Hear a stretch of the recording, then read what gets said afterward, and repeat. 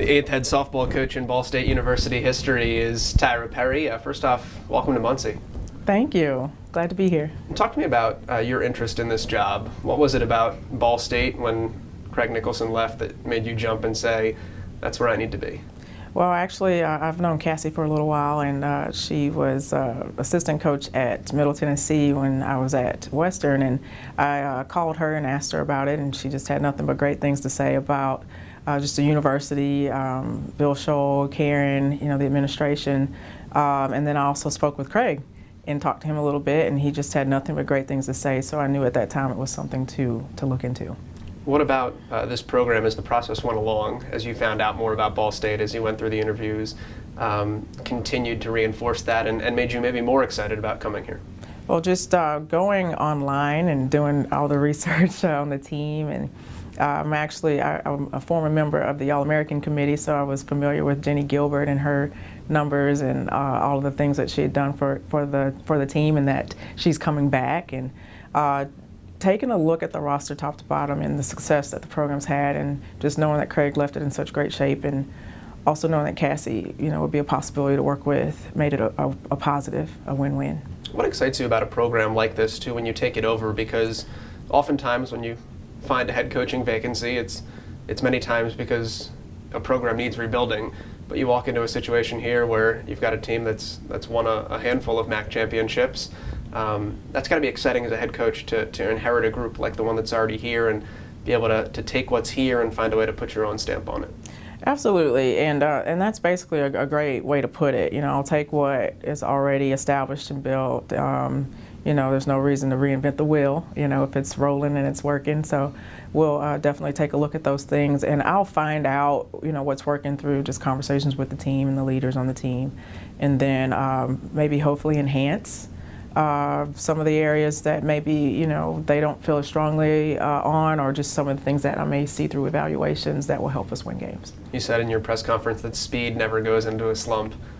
Walk me through your softball philosophy as far as how you like to play the game and kind of what you like to see on the field.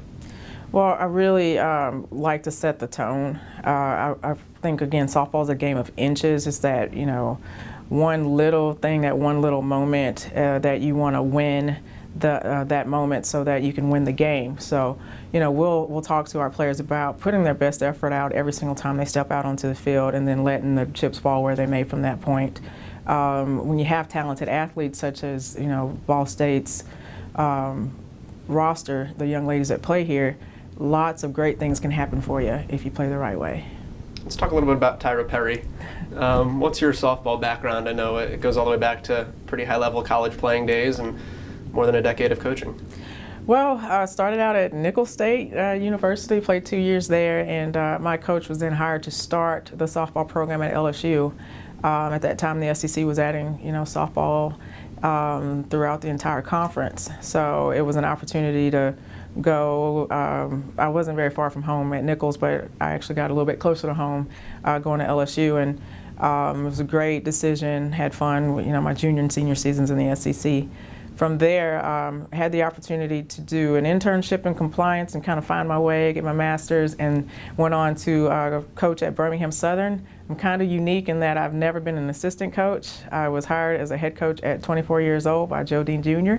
and just crazy enough to think I can do it, and went out there and started a program, had a great opportunity, great group of young ladies at Birmingham Southern, and then decided from there to move on to Western Kentucky. Had wonderful seasons there as well. Great administration, great people, great kids. What's it like being a 24-year-old head coach?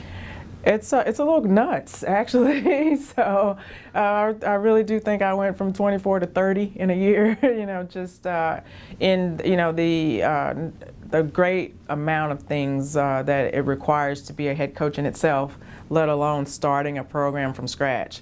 So I slept in my office a lot and ate a lot of sandwiches and things like that, because there was so much to do just to keep things going. But it gave me an excellent foundation that I'm grateful for, to this day. of just how everything works, and I think I use it, each and every year in my coaching philosophy. What is a head coach to you, and I guess in a broader sense, what's a softball program to you? Because again, in your opening remarks, you talked about how well-rounded you wanted this program to be, and it wasn't just about athletics and academics, but you talked about the community sense of things, and I know that was really big in your prior stops, especially at Western Kentucky. Well, for me, I think community involvement is key, and it helps set the whole picture. What I like for my young ladies to feel once they graduate out of a program is that they just had a great experience. It wasn't, we played great softball only. It's, we had great softball, I made great friends, I had I've got this wonderful degree, in my hand, and it was just a wonderful overall time in my life that I will never forget. So I think that the well-rounded approach makes, those 4 years very, very special. Along those lines, who's a Ball State softball player? What kind of kids do you look for to fit that mold? Student athletes. We have a pro league, but those guys don't make big bucks, so you have to be career-minded, first of all, in order to be a successful member of this program. You have to be a hard worker. You can't, the championships are great, and that's our goal, but they don't happen automatically. You have to come in here with a mindset of I'm going to work and outwork, the other teams, outwork the competition, so that, at the end of the day, I deserve to win. I deserve all the success that I'm getting.